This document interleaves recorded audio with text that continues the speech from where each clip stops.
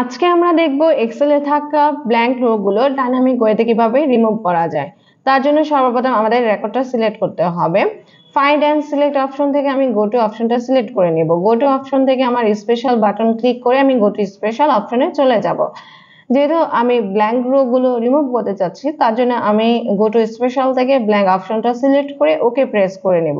তাহলে আমার রেকর্ডে থাকা যত প্রকার ব্ল্যাঙ্ক রো গুলো আছে সবগুলো সিলেক্ট হয়ে গেছে। এখন আমি keyboard shortcut control plus minus press করলে এরকম একটা ডায়লগ বক্স দেখতে পাবো। এখান থেকে আমি যেহেতু রোটা রিমুভ করতে চাচ্ছি তার জন্য এন্টার রোটা সিলেক্ট করে আমি ওকে প্রেস করে দিলেই আমার এখানে যত প্রকার ব্ল্যাঙ্ক রো ছিল সিলেক্টেড সবগুলো রিমুভ হয়ে গেছে। এভাবে আমরা খুব সহজে এক্সেলে থাকা ব্ল্যাঙ্ক রো গুলো ডাইনামিক ওয়েতে রিমুভ করে নিতে পারি।